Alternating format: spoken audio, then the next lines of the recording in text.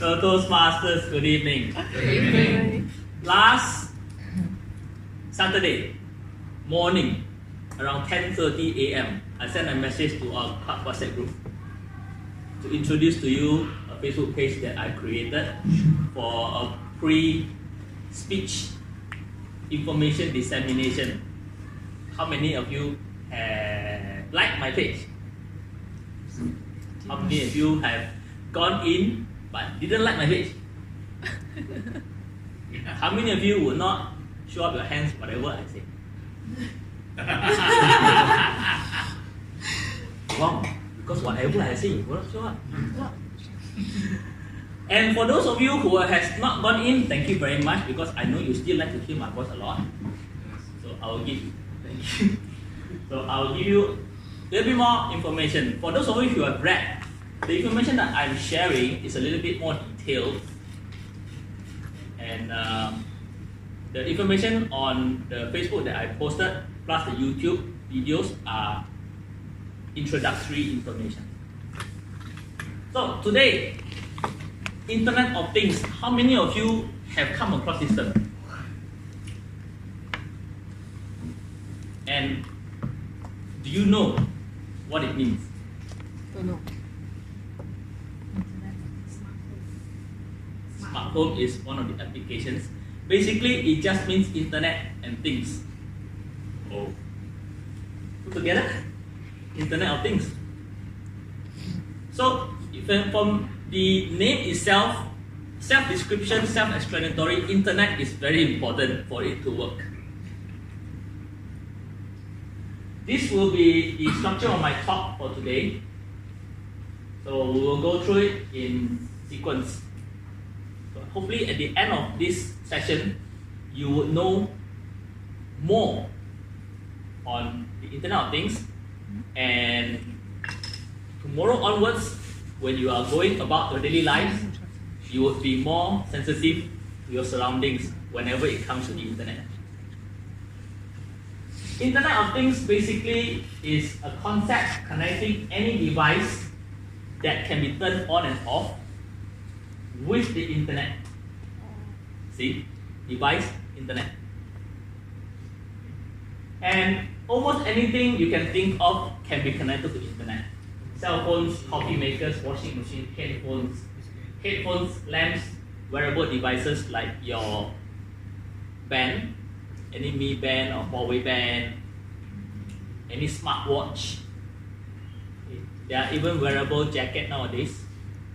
Wearable jacket, they contain technology actually to measure or send certain information about your bodily function to the Internet.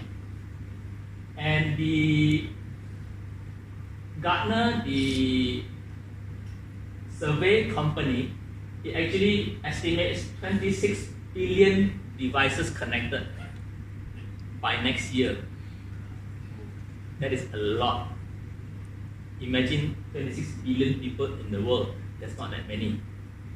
So you can see the ratio of how many devices per person. We're not talking about handphones. If 26 billion handphones connected around the world, compared to the ratio of population, that is scary. But as you look into the applications of Internet of Things, you would realize why is it this many estimated. And it encourages people to people, people to things, and things to things relationship and communication. It is enabled by chip processors and wireless internets. Chip processors, the sensors that is installed in the devices, is getting cheaper and cheaper to produce. And because of that, it's getting cheaper and cheaper to purchase. And it ended up in mass production increasing. So productions, and because of that, the price also decreased. Experts estimate that the chips can be as low as 10 cents US dollar as a cost because of the mass production. And wireless internet, remember my talk on 5G? Yes. Wireless internet, the speed of 5G actually enables Internet of Things to thrive The concept of Internet of Things actually started around 1990s. But back then, it was still a concept because the cost of the chips were expensive and the speed of the internet and wireless networks were not as fast. So there were very limited functions as Internet of Things is capable of. And since then, it will enable communication, real-time communication of data without human intervention. In Internet of Things, the keyword is automation and the minimum human intervention. Later, I will explain what the applications are, for example. And it can effectively merge digital and physical world. Okay. Let's take a look at a scenario. Handphone, just your mobile phone scenario. You drive every day, correct? How many of you drive using Waze? How many of you using Google Maps? Waze. Both? I use both because both has its advantages and disadvantages. Let's take Waze for example. Waze is only capable for real time, meaning without internet, Waze will not work because it monitors real-time traffic. How is it possible? Your mobile phone has GPS tracking. So any time you turn on the Waze and you turn on your GPS system, global positioning system, your phone is trackable wherever you go. And when you connect to Waze, it will send information constantly to Waze, telling Waze where you are. And if those of you who are on Waze network and actually have your friends connected on Waze network, you are able to see if you and your friend are going to the same destination. You will know when they are arriving. Have you tried that? No. Like they will arrive in 10 minutes or 5 minutes. Like for example, I am traveling to a destination to meet 5 friends. All of them use Waze. And I will see, if they turn on the Waze at the same time and they connected, I will see A coming at what time, B reaching at what time. So that is happening real time. Even on WhatsApp, WhatsApp can already send live location when you're traveling. So your friends or your family will know exactly where you are, at what time you are reaching. Also like voice detection. Voice detection, sometimes cars now, they are capable of voice activation. You can give commands to your car, those new cars, and the cars can start different functions according to your commands. Like they can start GPS, they can start radio, they can control the aircon temperature, and so on. This is a smart home, yes. Like Carol mentioned, smart home is a very popular application of Internet Things. This session, I'll only cover the individual or the consumer aspects of Internet of Things applications. Manufacturing or industry aspects, that is a different matter. It's a whole different scope. Imagine a home where your central lock, your aircon, your lamps, your water heater are all connected to the internet, so-called smart devices, and then you are traveling on the road. Your car is also connected to the internet through GPS. When you are traveling back from work, for example, your home, so-called smart home, it is capable to know where you are and whether are you leaving the office, how far are you from home, and possibly with the correct setting, it can turn on the aircon for you. It can turn on the water heater waiting for you, turn on water for you, so when you reach home, immediately the bath is full. And when you reach home, possibly when it detects your car at a close proximity, the alarm is turned off and the lock is turned off.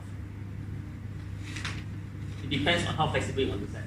So this is a bigger scenario of a smart home when you travel. Why do we need Internet of Things? Because of the convenience that it provides. It makes our environment, our homes, offices, vehicles smarter. when it says smarter, actually it is not the device smarter. It's actually a device is capable of detecting more things. It's capable of processing more complicated logic. And that is all work of humans. So in the end, I still think humans are smarter. It adds a level of intelligence to all devices. Smart home, smart TV, smart aircon, smart refrigerator. And beyond the homes, city-wide application, it can sense the quality of air, the pollution, the traffic control, and so forth.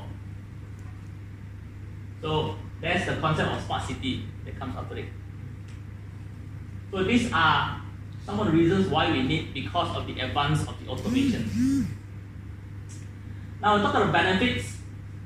When you have a lot of things being automated without human intervention, you save time. When you save time, you save cost. And when you save cost and time, many things are achieved within a short span of time compared to previously.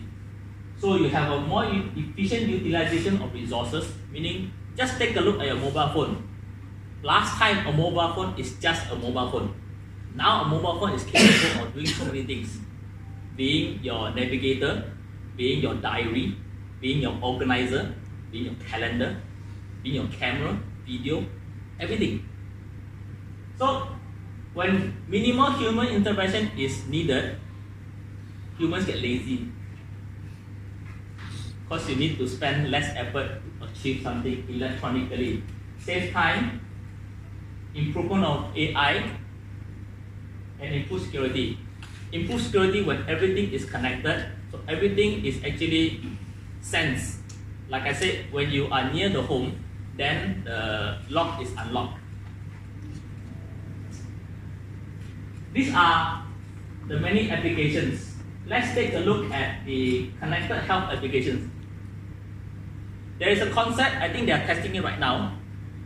The wearable device, like a smartphone, or sorry, a smartwatch or a smart band, it will detect your bodily functions, and the data is immediately sent to a central storage, like a hospital, for example, or a central storage where hospital can access.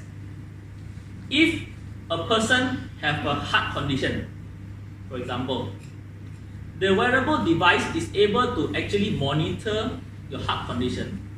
And if there is any time that it monitors some critical movement or critical condition of the heart, immediately the band can be programmed to contact the hospital. And then since your band has GPS, they will locate where you are, and possibly the ambulance will come in time to get you without you even knowing. Thus, it can save your life. Convenient, right? So I hope you won't have a heart problem. Smart farming, supply chain are all industrial applications. Smart city, okay, wearables, smart home, and smart grids and internet, for example. Okay, having said all the benefits and everything, of course, every coin has two sides. Whenever there are pros, there are cons, which is disadvantages of Internet of Things. One of the key disadvantages is the privacy and security, because your information is available on the internet. No matter how secure the maker or the producer said it is tight security, there are always people available, people around to try to break in. So they always have to keep up with the security. So this is one way. ID, theft, virus, and social networking. I feel one of the way to upkeep this personally is to take charge of our application, like changing our password frequently, lessen social media usage. Compatibility, you have that many brands, the key brands like Apple, mobile phone, Apple and Android, already different platforms. So when they want to design applications to combine that two, that is a complexity. The smarter the device, the more complex it is. Meaning, the smarter a logic is to detect or to process, the more difficult it is to program. It will take longer time. Reduce employment, since automation is increased, employment is reduced. But I believe the solution to this is they can create more job opportunities. And lastly, are you afraid of technology taking control of your lives? Who watched iRobot, the movie? So, to me, I feel it is still human in control. So we don't have to worry about all these things. I hope this provides a balanced view, and the rest consider your consideration.